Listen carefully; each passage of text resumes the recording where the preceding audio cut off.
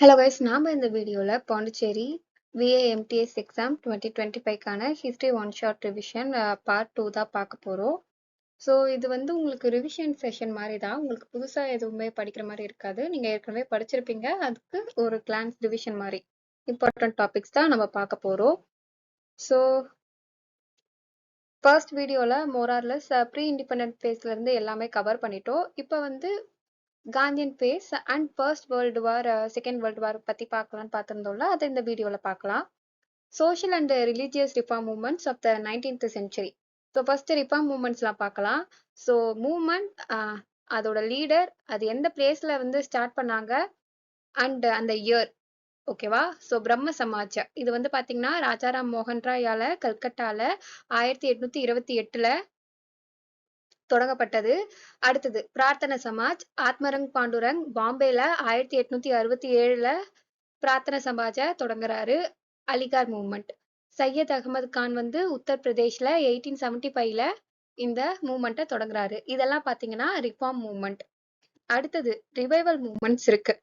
So revival movements வந்து பாத்தீங்கன்னா எதுன்னு பாத்தீங்கன்னா ஆரிய சமாஜ், ராமகிருஷ்ணா மிஷன், தியோபன் மூவ்மெண்ட், இதெல்லாம் பாத்தீங்கன்னா ரிவைவல் மூவ்மெண்ட்ஸ். ஓகேங்களா? ஸோ ஆரிய சமாஜ் வந்து யார் வந்து தொடங்குறாங்கன்னா சுவாமி தயானந்த சரஸ்வதி பாம்பேல 1875ல. ஸோ ராமகிருஷ்ணா மிஷன் வந்து சுவாமி விவேகானந்தாவால பேலூர் மேத்ன்ற இடத்துல 1897ல தொடங்கப்படுது. அடுத்தது தியோபன் மூவ்மெண்ட் வந்து பாத்தீங்கன்னா மௌலானா முகமது குவாசிம் ராஷித் அகமதுனால உத்தரப்பிரதேஷ்ல 1866ல தொடங்கப்படுது. ஓகேவா? ஆரிய சமாஜ் யாரால? சுவாமி தயானந்த சரஸ்வதியால பாம்பேல 1875. ராமகிருஷ்ண மிஷன் வந்து சுவாமி விவேகானந்தாவால பேலூர் மேத்ன்ற இடத்துல 1897ல. தியோபன் மூவ்மெண்ட் வந்து பாத்தீங்கன்னா மௌலானா முகமது குவாசிம் அண்ட் ராஷித் அகமதால உத்தரப்பிரதேஷ்ல 1866ல தொடங்கப்படுது. ஓகேங்களா? அடுத்தது இப்ப ஒரு சமாஜ் நம்ம பார்த்தோம்ல, அதை வந்து டீடைல்டா பார்க்க ஆரம்பிக்கலாம். ஃபர்ஸ்ட் பிரம்ம சமாஜ் வந்து பாத்தீங்கன்னா நம்ம பார்த்தோம் 1828ல கல்கட்டால யாரால தொடங்கப்பட்டது? ராஜாராம் மோகன் ராயால. ஸோ 20th ஆகஸ்ட் 1828 அதை வந்து தொடங்குறாங்க. ஓகேங்களா? ஸோ ராஜாராம் மோகன் ராய் வந்து பாத்தீங்கன்னா well versed in Sanskrit, Arabic, Persian and இங்கிலீஷ்ல வெல் வேர்ஸ்டா இருக்காரு. அண்ட் இவர் வந்து மோனோதீசம், ஆன்டி ஐடாலட்ரிய ஃபாலோ பண்றாங்க.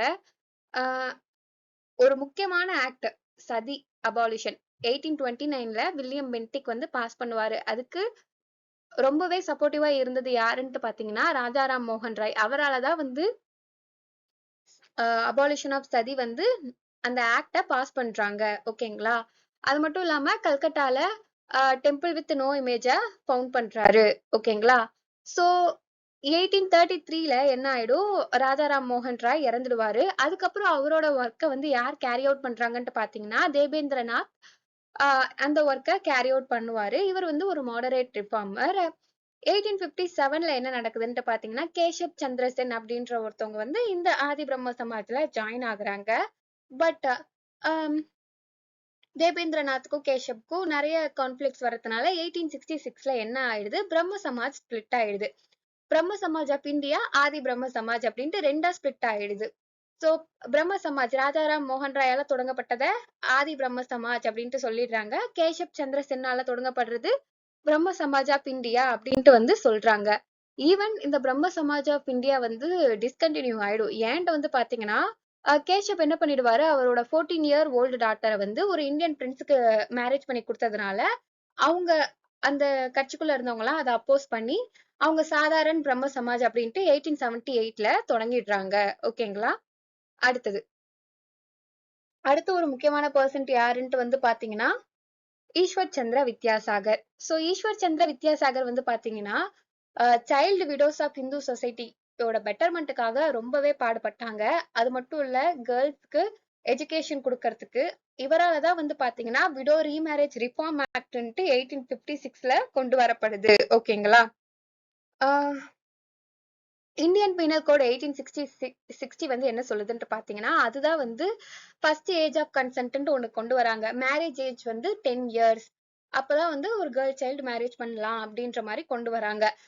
கிட்டத்தட்ட ஒரு 31 வருஷம் கழிச்சு 1891ல என்ன நடக்குதுன்னா இந்த 10 yearsல இருந்து 12 yearsக்கு ஷிஃப்ட் பண்றாங்க. ஓகேங்களா? மேரேஜ் இயர்ஸ் வந்து பெண்ணின் திருமண வயது 12 வயசு அப்படின்ட்டு ஷிஃப்ட் பண்றாங்க. இன்னும் ஒரு 4 வருஷம் கழிச்சு 1895ல பாத்தீங்கன்னா அதை வந்து 12ல இருந்து 13ஆ ஷிஃப்ட் பண்றாங்க. ஓகேங்களா? பட் ஆனா ஏஜ் ஆஃப் கன்சென்ட் கமிட்டி 1929ல என்ன சொல்லுச்சுன்ட்டு பாத்தீங்கன்னா, இந்த லா வந்து வெறும் பேப்பர்ல மட்டும் தான் இருந்துச்சு. அதை யாருமே நடைமுறையில ஃபாலோ பண்ணல அப்படின்ட்டு சொன்னாங்க. ஓகேங்களா? அடுத்தது பிரார்த்தன சமாஜ். பிரார்த்தன சமாஜ் யார் வந்து ஃபவுண்ட் பண்றான்ட்டு பாத்தீங்கன்னா, ஆத்மரங் பாண்டுரங் 1867 பாம்பேல இத தொடங்குறாரு. ஓகேங்களா? சோ 2 மெம்பர் சப்போர்ட்டிங் மெம்பர் யாருன்ட்டு பாத்தீங்கன்னா, ஆர்.சி. பந்த்ராக்கர் அண்ட் எம்.ஜி. ரானடே. இந்த பிரார்த்தன சமாஜ் எதெல்லாம் வந்து என்கரேஜ் பண்ணுச்சுன்ட்டு பாத்தீங்கன்னா, இன்டர் காஸ்ட் மேரேஜ் ஆக இருக்கட்டும், widow remarriage, importance of woman and depressed கிளாஸ பத்திலாம் இது சொல்லுச்சு. எம்.ஜி. ரானடே இருக்காருல்ல, இவர் வந்து எதெல்லாம் வந்து ஃபவுண்ட் பண்ணிருக்காங்கன்னு பாத்தீங்கன்னா, விடோ மேரேஜ் அசோசியேஷன் 1861லயும், பூர்ண சர்வாஜனிக் சபா 1870லயும். இது ரொம்பவே இம்பார்ட்டன்ட். இந்த பூர்ண சர்வாஜனிக் சபாவை யார் ஃபவுண்ட் பண்ணா, எப்ப ஃபவுண்ட் பண்ணா? எம்.ஜி. ரானடேவால ஃபவுண்ட் பண்ணப்படுது 1870ல. சோ இவர்தான் விடோ மேரேஜ் அசோசியேஷன்றத வந்து 1861ல ஃபவுண்ட் பண்ணிருக்காரு. அது மட்டும் இல்லாம டெக்கான் எஜுகேஷன் சொசைட்டிய 1884ல ஃபவுண்ட் பண்ணிருக்காங்க. ஓகேங்களா? சோ இது வரைக்கும் நம்ம ரிஃபார்ம் மூவ்மெண்ட்ஸ் எல்லாத்தையும் கவர் பண்ணிட்டோம். இப்போ வந்து ரிவைவலிசம் பார்க்கலாமா? ஆரிய சமாஜ். சுவாமி தயானந்த சரஸ்வதியால 1875ல பாம்பேல தொடங்கப்படுறதுதான் இந்த ஆரிய சமாஜ். லேட்டர் இது வந்து பஞ்சாப்ல செட்டில் ஆயிடும். பிகாஸ் ஹி செட்டில்ட் இன் பஞ்சாப். ஓகேவா? இவர் தான் வந்து இம்பார்ட்டன்டான ஒரு புக் எழுதுவாங்க, சத்யார்த்த பிரகாஷ் அப்படின்ட்டு. அது மட்டும் இல்லாம இவர் ஸ்டிக் மோனோதிசம் அண்ட் ஐடாலட்ரியா கண்டம் பண்ணாங்க. ஓகேங்களா? ஆரிய சமாஜோட முக்கியமான ஸ்லோகன் என்ன இருக்கும்னா, கோ பேக் டு வேதாஸ், வேதாஸ பாருங்க அப்படின்ட்டு சொல்லுவாங்க. சுத்தி செரமோனி. சுத்தி செரமோனினா என்னதுன்னா, என்ன பண்ணிருப்பாங்க, பிரிட்டிஷ் பீரியட்ல ஹிந்து ரிலிஜன்ல இருந்து கிறிஸ்டியானிட்டிக்கு கன்வெர்ட் பண்ணிருப்பாங்க. அப்படி இல்லைன்னா அப்பெல்லாம் வந்து ஒரு பிலீஃப் இருந்துச்சு, கடல் கடந்து போயிட்டு அந்த இது மாறிடும் அப்படின்ட்டு. சோ அதுக்கு ஒரு கவுண்டர் கன்வென்ஷனா இந்த சுத்தி செரிமோனி இருக்கும். ஓகேங்களா? ஃபர்ஸ்ட் தயானந்தா ஆங்கிலோ வேதிக் ஸ்கூல் வந்து லாகூர்ல 1886ல ஃபவுண்ட் பண்ணப்படுது. யார் இத வந்து தொடங்குறாங்கன்ட்டு பாத்தீங்கன்னா, மகாத்மா ஹன்ஸ்ராஜ்ன்றதுதான் இந்த தயானந்தா ஆங்கிலோ வேதிக் ஸ்கூல்ல 1886ல தொடங்குறாரு. ஓகேங்களா? ஆரிய சமாஜ்ல உங்களுக்கு இம்பார்ட்டன்ட் பாயிண்ட்ஸ் இது. சுவாமி தயானந்த சரஸ்வதி 1875 பாம்பே. அது மட்டும் இல்லாம சத்யார்த்த பிரகாஷ் யார் எழுதுறாங்கன்ட்டு பாத்தீங்கன்னா, சுவாமி தயானந்த சரஸ்வதி. அவரோட important slogan go back to Vedas. ஓகேங்களா? அடுத்தது ராமகிருஷ்ண பரமஹம்சா. இவர் வந்து பாத்தீங்கன்னா தக்ஷிணேஸ்வர்ன்ற கொல்கட்டால இருக்க ஒரு இடத்துல இருக்க ஒரு பிரைஸ்ட் தான் இந்த ராமகிருஷ்ணா. இவர் வந்து என்ன சொல்லுவாருன்னா, Jiva is Shiva, service for man தான் சர்வீஸ் ஃபார் காட் அப்படின்ட்டு சொல்லுவாங்க. இவரோட ஃபாலோவர்ஸால கொண்டு வரப்பட்டதுதான் ராமகிருஷ்ணா மிஷன். அதுவும் சுவாமி விவேகானந்தா 1897ல பேலூர் மேத்ன்ற இடத்துல இந்த ராமகிருஷ்ணா மிஷனை தொடங்குவாரு.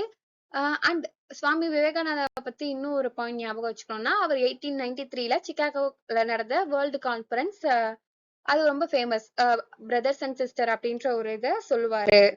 ஓகேங்களா? அடுத்தது தியோசபிக்கல் மூவ்மெண்ட். இந்த தியோசபிக்கல் மூவ்மெண்ட் வந்து பாத்தீங்கன்னா, madam HP Blavatsky and colonel HS ஆல்காட்டால 1875ல யுஎஸ்ஏல தொடங்கப்படுது. அதுவும் இன் பர்டிகுலர் பாத்தீங்கன்னா நியூயார்க்ல இது தொடங்கப்படுது. ஓகேங்களா? 1882ல தான் இதோட ஹெட் குவார்டர்ஸ் அடையாருக்கு ஷிஃப்ட் பண்றாங்க. இது வந்து மோஸ்டா எதுக்கு இம்பார்ட்டன்ஸ் கொடுத்ததுன்னு பாத்தீங்கன்னா, இந்த உபநிஷதா, பகவத்கீதா இதெல்லாம் பாருங்க. அது மட்டும் இல்லாம இந்தியால புத்திசம ரிவைவல் பண்றதுக்கும் இவங்க வந்து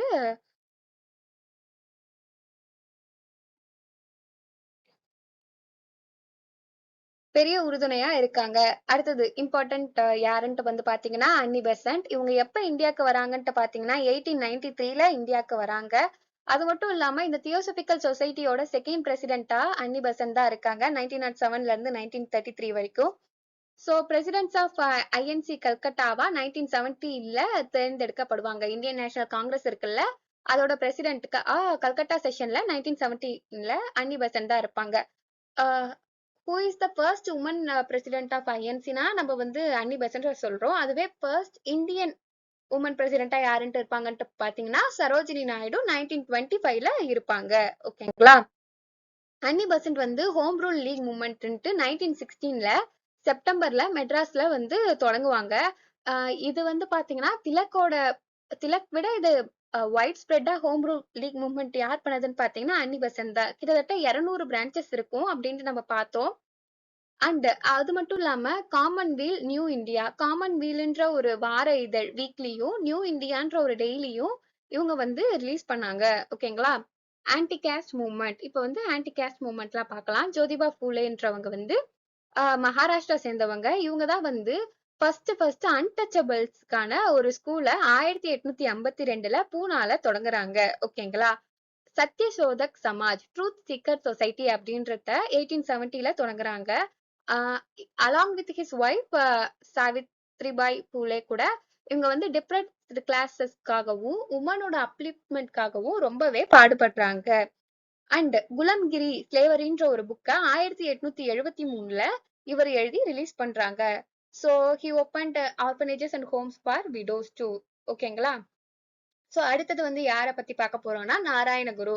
is a poet in Malayalam, Tamil and Sanskrit. இவர் வந்து பாத்தீங்கன்னா Sri Narayana Dharma Paripalana Yogam which is for the upliftment of depressed classes. அருவிபுரம்ல ஒரு டெம்பிள ஓபன் பண்றாங்க. அடுத்தது வந்து பாத்தீங்கன்னா ஐயன் காளி. இவங்களும் வந்து கேரளாவை சேர்ந்தவங்க தான். சாது Jana Paripalana Sangam, association for the protection of புவர்ன்ட்டு இவர் 1907ல கொண்டு வராங்க. நாராயண தர்ம பரிபாலன யோகம் வந்து நாராயண குருவால, சாது ஜன பரிபாலன சங்கம் வந்து ஐயங்காளியால தொடங்கப்படுது. ஓகேங்களா? அடுத்தது இஸ்லாமிக் ரிஃபார்ம்ஸ்லாம் இப்ப நம்ம பார்க்கலாம். சோ இஸ்லாமிக் ரிஃபார்ம்ஸ்ல வந்து பாத்தீங்கன்னா அலிகார் மூவ்மெண்ட், தியோபன் மூவ்மெண்ட் அப்படின்ட்டு ரெண்டு இருக்கும். அலிகார் மூவ்மெண்ட் வந்து பாத்தீங்கன்னா இட்ஸ் லைக் வெஸ்டர்ன் கல்ச்சரை அக்செப்ட் பண்ணுங்க, கவர்மெண்ட் சர்வீசஸை டேக் அப் பண்ணுங்க அப்படின்ட்டு சர் சையத் அகமது கான் வந்து சொல்லுவாரு. அவர் நிறைய இங்கிலீஷ் புக்கை உருதுல டிரான்ஸ்லேட் பண்ணாங்க. அலிகார் முகமதன் ஆங்கிலோ ஓரியன்டல் காலேஜ அவரு தொடங்குறாரு. அது லேட்டர் பிகேம் யூனிவர்சிட்டியா ப்ரொமோட் ஆகுது 1920ல. ஸோ அலிகார் மூவ்மெண்ட் எங்க தொடங்குனது பாத்தீங்கன்னா 1875 யூபி உத்தரப்பிரதேஷ்ல. ஸோ இதுக்கு முன்னாடி ஒரு மூவ்மெண்ட் இருக்கும், டியோபன் மூவ்மெண்ட் 1866ல யூபில. சோ அது வந்து யார் தொடங்கியிருப்பாங்கன்ட்டு பாத்தீங்கன்னா முகமது குவாசிம் வான்டோபி, ராஷித் அகமதால சஹரன்பூர் டிஸ்ட்ரிக்ட் ஆஃப் யூபில 1866ல தொடங்கப்பட்டது. இது வந்து ஒரு ரிவைவலிஸ்ட் மூவ்மெண்ட். ஃபர்ஸ்ட் பார்த்தது ரிஃபார்மிஸ்ட் மூவ்மெண்ட், இது ஒரு ரிவைவலிஸ்ட் மூவ்மெண்ட் பை முஸ்லிம் உலேமா. ஓகேங்களா? சோ ரிவைவலிசம் ரிஃபார்மிசம் அப்படி வந்து நீங்க பாத்தீங்கன்னா ரிவைவல் பீப்புள்லாம் வந்து வெஸ்டர்ன் சைஸ் அதெல்லாம் அக்செப்ட் பண்ண மாட்டாங்க. ஸோ இருக்கிறதையே ட்ரெடிஷனே நம்ம ஃபாலோ பண்ணணும் அப்படின்ட்டு நினைக்கிறவங்க தான் இந்த ரிவைவலிஸ்ட் பீப்புள். ட்ரெடிஷன்ல நம்ம வந்து கொஞ்சம் மாற்றத்தை கொண்டு வரலாம் அப்படின்ட்டு பாக்குறவங்க ரிவைவலிசம். ரிஃபார்மிசம்னா இல்ல இந்த ட்ரெடிஷன்லாம் நமக்கு வேண்டாம், நம்ம வெஸ்டர்ன் சயின்ஸ் வந்து நம்ம பார்ப்போம், நம்ம மாறுவோம் அப்படின்ற சொல்றவங்க தான் ரிஃபார்மிஸ்ட் பீப்புள். ஓகேங்களா? அடுத்தது பார்சி ரிஃபார்ம் மூவ்மெண்ட். ஸோ இஸ்லாமிக்ல ரெண்டு பார்த்தோம், அலிகார் அப்புறம் வந்து தியோபண்ட். இப்ப பார்சி ரிஃபார்ம் மூவ்மெண்ட்ஸ் பார்க்கலாம். ஸோ குருடுஞ்சி நவ்ரோஜி அப்படின்றவங்க ரகுமனாய் மத்ஸ்யாசனம் சபா பார்சி ரிஃபார்ம் மூவ்மெண்ட் 1851ல தொடங்குறாரு. இதுக்கு ரொம்பவே சப்போர்ட்டிவா இருக்கிறது வந்து பாத்தீங்கன்னா ராஸ்த் கோப்தா ட்ரூத் டெல்லர் அப்படின்றது. ஸோ பெஹ்ராம்ஜி மலபரி அப்படின்னா என்னதுன்னா சைல்டு மேரேஜுக்கு அகைன்ஸ்டா ஒரு கேம்பெயின். ஓகேங்களா? அடுத்தது Sikh reform movements. Sikh reform மூவ்மெண்ட்ஸ்ல ரெண்டு வரும், நிரங்காரின்னு சொல்லுவாங்க, நம்தாரின்னு சொல்லுவாங்க. சோ நிரங்காரி யார் வந்து தொடங்குனாங்கன்ட்டு பாத்தீங்கன்னா பாபா தயால் தாஸ். ஓகேவா? இவங்க வந்து என்னதுன்னா காட நிரங்கார்த்தா வணங்குவாங்க, உருவமற்றவர், ஃபார்ம்லெஸ். ஓகேங்களா? சோ ஐடல்ஸ் அண்ட் ரிச்சுவல்ஸ் எல்லாம் இவங்க ரிஜெக்ட் பண்ணாங்க. அதுவே நம்தாரி அப்படின்ட்டு வந்து பாத்தீங்கன்னா இதுவுமே ஒரு சீக் மூவ்மெண்ட். இதை வந்து தொடங்கினவங்க பாபா ராம்தாஸ், நம் ராம் அப்படின்ட்டு ஞாபகம் வச்சுக்கோங்க, கன்ஃபியூஸ் ஆகாது. சோ நம்தாரி ராம், பாபா ராம் சிங், நம் ராம். ஓகேங்களா? அப்ப நிரங்கரி யார் வருவா, அப்ப இன்னொருத்தவங்க யாரு, தயால்தாஸ் அவங்க தான் வந்திருப்பாங்க. ஓகேங்களா? சோ இவர் என்ன சொல்லுவாங்க, அவரோட ஃபாலோவர்ஸ் எல்லாம் வந்து சீக் பீப்புள் பாத்தீங்கன்னா லத்திய கேரி பண்ணிட்டு ஒரு டர்பன் எல்லாம் கட்டிட்டு இருப்பாங்கல்ல, அந்த மாதிரி ஃபாலோவர்ஸ் வந்து லத்திய கேரி பண்ணிக்க சொல்வாரு. போத் மென் அண்ட் உமன் ரெண்டு பேருமே ஈக்குவல் தான். அண்ட் விடோ ரீமேரேஜ அக்செப்ட் பண்ணுவாங்க. டவுரி அண்ட் சைல்டு மேரேஜ ப்ரொஹிபிட் பண்ணாங்க. ஓகேங்களா? தென் இதோட நம்ம வந்து மோரார்லெஸ் முடிச்சிட்டோம். காந்தியன் பேஸ் வந்து நம்ம ஏற்கனவே வீடியோ போட்டிருப்போம். அந்த வீடியோ வந்து நான் உங்களுக்கு டெஸ்கிரிப்ஷன்ல கொடுக்குறேன், செக் பண்ணி பாருங்க, இல்ல கமெண்ட்ல கூட பின் பண்றேன், பாருங்க. இதுதான் வந்து ஓரளவுக்கு ப்ரீ இண்டிபெண்டன்ட் பேஸ்ல இருந்து இண்டிபெண்டன்ஸ் பேஸ்க்கு அப்புறம் இருக்கிற வரைக்கும் ஒரு சில இம்பார்ட்டன்ட் திங்ஸ் ஓகேங்களா. அடுத்தது வந்து பாத்தீங்கன்னா outbreak of world war one 1914 to 1918. ஏன்னா ரீசெண்ட் டைம்ல இதுல இருந்துமே கொஸ்டின் வந்ததுனால இதை பத்தி நம்ம கண்டிப்பா தெரிஞ்சுக்கணும். அட்லீஸ்ட் ஒரு பேசிக் ஐடியா வச்சு நம்ம இதை பத்தி இருந்தாதான் நம்ம எக்ஸாம் கிராக் பண்ண முடியும் ஓகேங்களா. ஜூலை 28 1914ல இருந்து 11th நவம்பர் 1918 வரைக்கும் இந்த டைம் பீரியட் தான் ஃபர்ஸ்ட் வேர்ல்டு வார் பீரியட். சரிங்களா. மொத்தம் 2 குரூப் இருக்கு. ஒன்னு வந்து பாத்தீங்கன்னா ட்ரிபிள் அலையன்ஸ் அப்படின்ட்டு சொல்லுவாங்க, இன்னொன்னு ட்ரிபிள் என்டிட்டி அப்படின்ட்டு சொல்லுவாங்க. இந்த ட்ரிபிள் அலையன்ஸ் யாருன்னா சென்ட்ரல் பவர்ஸ் 1882ல இந்த ட்ரிபிள் அலையன்ஸ் தொடங்குறாங்க. ஃபர்ஸ்ட் யார் இருப்பாங்கன்ட்டு பாத்தீங்கன்னா ஆஸ்திரியா ஹங்கேரி, இத்தாலி, ஜெர்மனி இந்த 3 பேருமே பிஸ்மார்க்கோட கைடன்ஸ்ல இந்த தொடங்கப்பட்டது தான் இந்த ட்ரிபிள் அலையன்ஸ் ஓகேங்களா. ட்ரிபிள் என்டிட்டி வந்து பாத்தீங்கன்னா 1894ல ஃபர்ஸ்ட் பிரான்ஸ்க்கும் ரஷ்யாவுக்கும் நடுவுல தொடங்கப்பட்டது. அதுக்கப்புறம் பிரிட்டனும் வந்து சேர்ந்துருவாங்க. பிரிட்டன், பிரான்ஸ், ரஷ்யாவை ட்ரிபிள் என்டிட்டி அப்படின்ட்டு சொல்லுவாங்க ஓகேங்களா. உங்களுக்கு கன்ஃபியூஸ் ஆகுற மாதிரி அலையன்ஸ் எது என்டிட்டி எதுன்ட்டு கன்ஃபியூஸ் ஆகுற மாதிரி இருந்ததுன்னா என்ன பண்ணிக்கலாம், இந்த என்டிட்டின்றது வந்து லிட்டில் பிட் பிரெஞ்ச் மாதிரி இருக்கு அப்படின்ட்டு யோசிச்சுட்டு ஸோ என்டிட்டி வந்து எது வரும், அப்ப பிரான்ஸ் வருவாங்க. அப்ப பிரான்ஸோட கூட்டாளி யாரு, பிரிட்டன், பிரான்ஸ், ரஷ்யா ஓகேங்களா. ஸோ ட்ரிபிள் என்டிட்டினா இவங்கதான். இது ட்ரிபிள் அலையன்ஸ்னா சென்ட்ரல் பவர்ஸ் அப்படின்ட்டு சொல்லுவாங்க. ஜெர்மனி, ஆஸ்திரியா, ஹங்கேரி, இட்டாலி ஓகேங்களா. சோ இந்த வேர்ல்டு வார் ஒன்னுக்கான கீ ரீசன் என்ன இருக்குன்ட்டு பாத்தீங்கன்னா அச்சுடுக்கே பிரான்ஸ் பெர்டினாண்ட்ஸ்ன்னு இருப்பாங்க. அவர் வந்து யாருன்னா பிரான்ஸ் ஜோசப் இருக்காரு. அவர் வந்து ஆஸ்திரியா ஹங்கேரியோட எம்பரர். அவரோட பையனான அவரோட வாரிசான அர்ச்சுடுக்கே பிரான்ஸ் பெர்டினாண்ட்ஸை அசாசினேட் பண்ணதுனாலதான் அவுட் பிரேக் வேர்ல்டு வார் ஒன்னோட முக்கியமான ரீசனாவே இருக்கும் ஓகேங்களா. யார் வந்து அவங்கள அசாசினேட் பண்றாங்கன்னா ஒரு போஸ்னியன் சர்பான பிரின்சிப்ன்ற ஒருத்தவர் தான் இந்த அர்ச்சுடுக்கே பிரான்ஸ் பெர்டினாண்ட்ஸை அசாசினேட் பண்ணிடுவாரு. ஸோ இது எப்ப நடக்கும்னா 28 ஜூன் 1914ல நடக்கும். அதுக்கப்புறம் ஆஸ்திரியா ஹங்கேரி என்ன பண்ணும்னா வார் டிக்ளேர் பண்ணுவாங்க. தென் ஆஸ்திரியா ஹங்கேரி வந்து வார் டிக்ளேர் பண்ணதுனால ஜெர்மனி அவங்க கூட ஜாயின் பண்ணி எல்லார் மேலயும் போர் தொடுக்க ஆரம்பிக்கிறாங்க. இப்படிதான் இந்த வேர்ல்டு வார் ஒன் ஸ்டார்ட் ஆகுது. ஸோ சென்ட்ரல் பவர் யார் யாருன்னு நம்ம பார்த்தோம்ல, ஜெர்மனி, ஆஸ்திரியா ஹங்கேரி, இட்டலின்னு பார்த்தோம். பட் என்ன ஆகும், இட்டலிக்கும் ஆஸ்திரியா ஹங்கேரிக்குமே ஒரு கான்ஃபிளிக்ட் நடந்துரும்.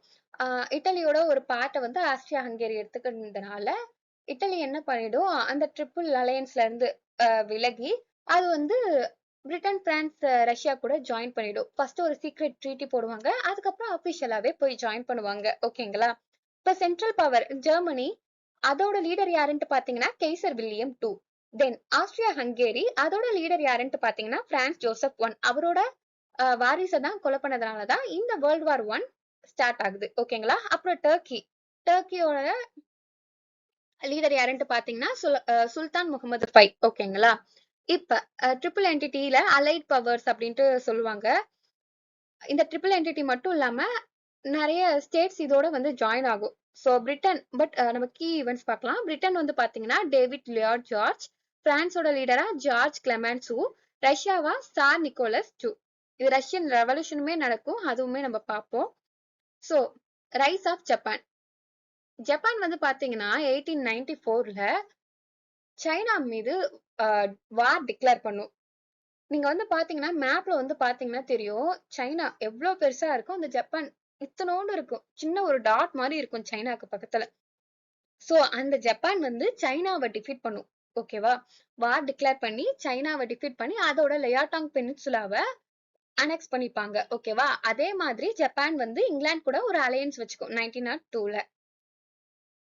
1904ல என்ன நடக்கும், ரஷ்யா வந்து ரஷ்யாக்கும் ஜப்பானுக்கும் நடுவுல வார் வந்துடும் over something a place I think so. So Russo Japanese war 1904ல நடக்கும். இதுலயும் யார் ஜெயிப்பாங்கன்னு பாத்தீங்கன்னா ஜப்பான் தான் ஜெயிப்பாங்க. ஸோ பாக்குறதுக்கு தான் குட்டி இடமா குட்டி பாயிண்ட் மாதிரி தெரியும், but they were so powerful. அததான் ரைஸ் ஆஃப் ஜப்பான். அதுவுமே ஒரு பவர்ஃபுல் நேஷன்ட்டு தன்னை எஸ்டாப்ளிஷ் பண்ணிக்கிச்சு. So enmity of Austria and செர்பியாவை தான் வந்து நம்ம பார்த்தோம் outbreak of world war ஒன்னோட ஒரு முக்கியமான ரீசனா இருக்குது. சோ இதுக்கு முன்னாடி வந்து பாத்தீங்கன்னா டர்க்கிலே வந்து நீங்க வந்து பாத்தீங்கன்னா வேர்ல்டு வார் ஸ்டார்ட் பண்றதுக்கு கொஞ்சம் செஞ்சுரிஸ்க்கு முன்னாடி பாத்தீங்கன்னா டர்க்கி தான் ஒரு பவர்ஃபுல் எம்பையரா இருந்து நிறைய பிளேஸை கேப்சர் பண்ணியிருந்தாங்க. பட் கொஞ்சம் கொஞ்சம் ஆக ஆக இயர்ஸ் ஆக ஆக டர்க்கி ரொம்பவே வந்து நிறைய ரெவல்யூஷன் அப்படிலாம் நடக்கும். ஸோ அப்ப யங் டர்க் ரெவல்யூஷன் அப்படின்றது 19 8ல நடக்கும். ஸ்ட்ராங் அண்ட் மாடர்ன் கவர்ன்மெண்ட் டர்க்கில கொண்டு வரணும்ட்டு. சோ மெசிடோனியா அப்படின்ற ஒரு இடம் பாத்தீங்கன்னா மிக்ஸ்டு பாப்புலேஷனா இருந்தாங்க. சோ அந்த மெசிடோனியாவை பிடிக்கிறதுக்காக கிரீஸ், பல்கேரியா, செர்பியா, மான்டினிக்ரோ என்ன ஃபார்ம் பண்றாங்கன்னா பால்கன் லீக்னு ஒண்ணு ஃபார்ம் பண்றாங்க. ஃபர்ஸ்ட் பால்கன் வார் 1912 டு 1913ல நடக்குது.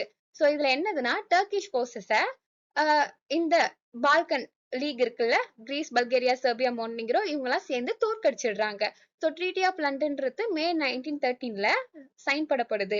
அடுத்தது செகண்ட் பால்கன் வார். இது ஏன் நடக்குதுன்ட்டு பாத்தீங்கன்னா, இப்படி அவங்க வந்து மெசடோனியாவை அவங்களுக்குள்ள பிரிச்சு எடுத்துப்பாங்க. பட் பல்கேரியால அதுல வந்து சாட்டிஸ்பேக்ஷன் இல்ல. சோ பல்கேரியா என்ன பண்ணுது, கிரீஸ் மேலயும் செர்பியா மேலயும் வார் டிக்ளேர் பண்ணுது. அதனாலதான் இந்த செகண்ட் பால்கன் வார் தொடங்கப்படுது. சோ அதுல என்ன நடக்குதுன்ட்டு பாத்தீங்கன்னா, பல்கேரியா தோற்கடிக்கப்படுது. Bulgaria get defeated and treaty of Bucharest August 8, 1913ல சைன் பண்றாங்க. ஃபர்ஸ்ட் பால்கன் வாரோட ட்ரீட்டி என்னன்னா ட்ரீட்டி ஆஃப் லண்டன் மே 1913லயும், ஸோ செகண்ட் பால்கன் வார்க்கு வந்து பாத்தீங்கன்னா ட்ரீட்டி ஆஃப் புக்காரெஸ்ட் ஆகஸ்ட் 8, 1913லயும் சைன் பண்றாங்க. ஜஸ்ட் ஒரு 2-3 மந்த்ஸ் கேப்ல மே முடியுது, ஆகஸ்ட்ல இன்னொரு பால்கன் வார் வந்துருது. ஓகேங்களா? அடுத்தது சோ இந்த சென்ட்ரல் பவர்ஸ் பார்த்தோம். ஆஸ்திரியா, ஹங்கேரி, ஜெர்மனி, அதுக்கப்புறம் பல்கேரியாவும் போய் ஜாயின் பண்றாங்க. Because they were defeated, right? So இவங்கலாம் வந்து எனிமி. 2 பேர் அவங்க கூட போயிட்டு ஜாயின் ஆயிடுறாங்க. மொத்தம் சென்ட்ரல் பவரை 9 ஸ்டேட் அப்போஸ் பண்ணுது. சார் என்னதான் வந்து பீஸ் அட்டம்ப்ட்ஸ் வந்து 1899ல 1907ல நடத்தினாலும் அது எல்லாமே வேஸ்டா தான் போச்சு. ஹேக் இன் ஹோலாண்ட்ல தான் இவர் இந்த பீஸ் அட்டம்ப்ட்ஸ நடத்துறாரு. ஓகேங்களா?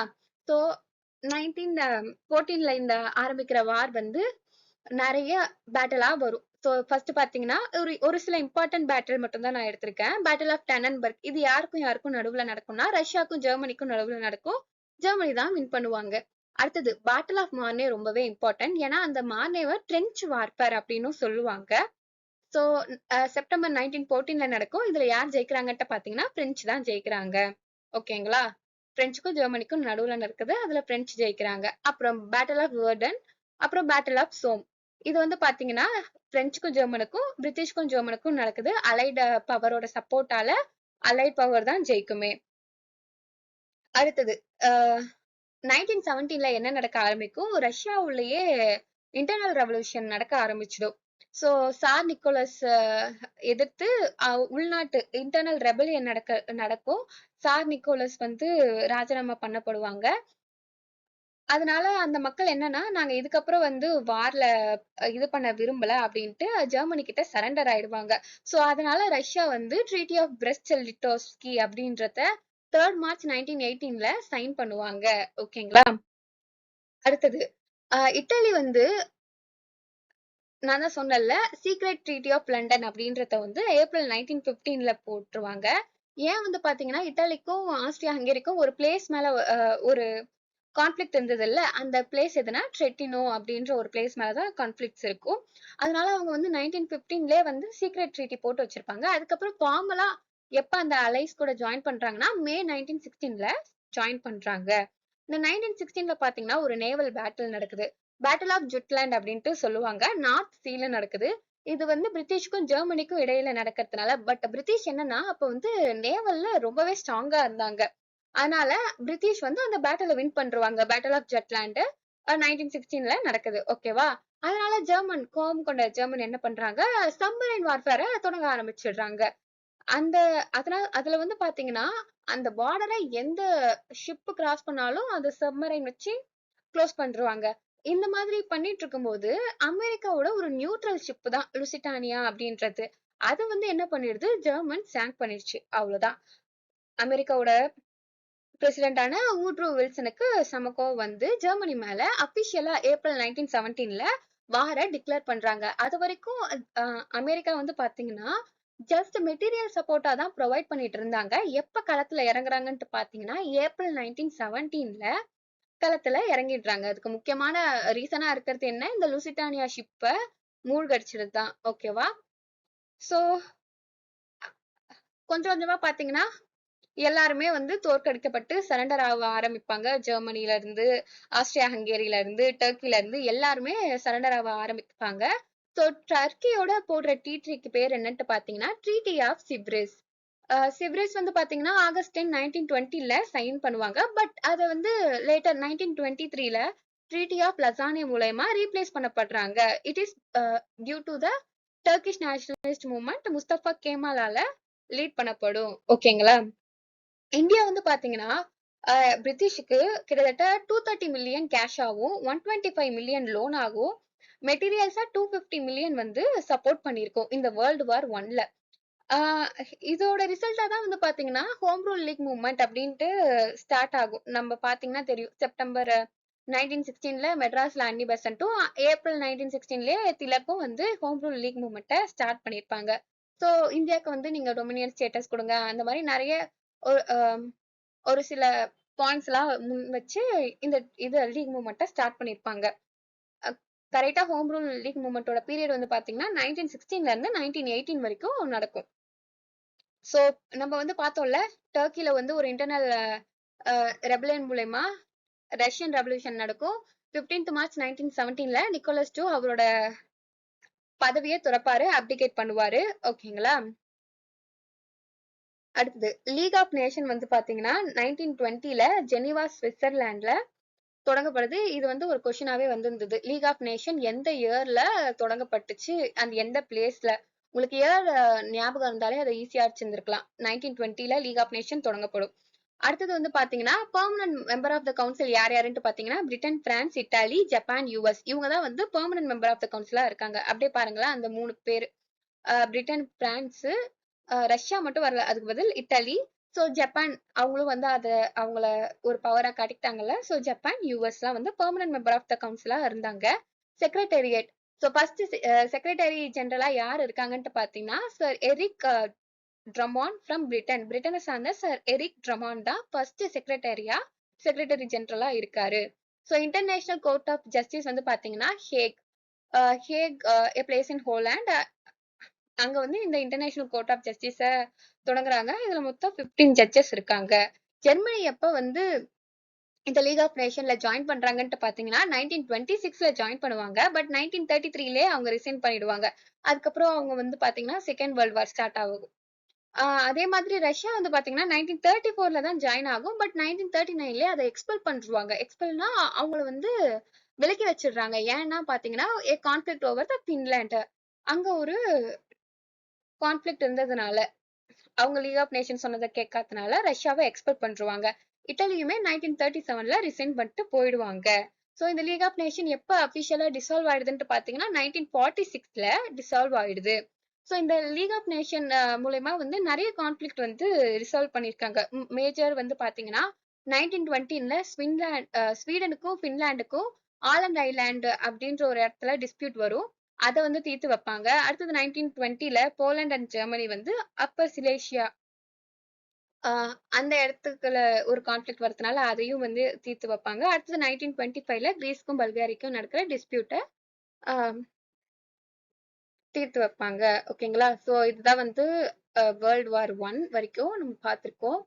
ஸோ வேர்ல்டு வார் 2ல அதிகமா கேட்கல. But you have to just go through what and what என்னென்ன இருக்கு. லைக் வேர்ல்டு வார் 2ல ஸோ ஜெர்மனி, இட்டாலியோட லீடர்ஸ் யாரு அப்படின்ட்டு பாத்துக்கோங்க. அண்ட் லாஸ்டா அந்த UN சார்ட்டர் அப்படிலாம் இருக்கும், அதெல்லாம் பாத்துக்கோங்க. பிகாஸ் அந்த UN அசம்பிளி வச்சு ஒரு கொஸ்டின் பேப்பர்ல கொஸ்டின் வந்துச்சு. மோரார்லெஸ் இதெல்லாம் பாத்தீங்கனாலே உங்களுக்கு ஹிஸ்டரி ஓரளவுக்கு கவர் ஆயிடுச்சு. காந்தியன் ஃபேஸ் வீடியோ மட்டும் நான் வந்து ஆட் பண்றேன். அது லைட்டா பாத்தீங்கன்னா ஹிஸ்டரி ஓரளவுக்கு ஓகே. ஸோ நாளைக்கு exam. All the best. Panic ஆகாம பொறுமையா எழுதுங்க. ஹோப் இந்த வீடியோ யூஸ்ஃபுல்லா இருக்கும்னு நினைக்கிறேன். ஃபியூச்சர் வீடியோல ஸோ அப்கமிங் வர SI, PC எக்ஸாம் அது எல்லாத்துக்குமே நம்ம ரெகுலரா வீடியோ போடுவோம். கண்டிப்பா பாருங்க.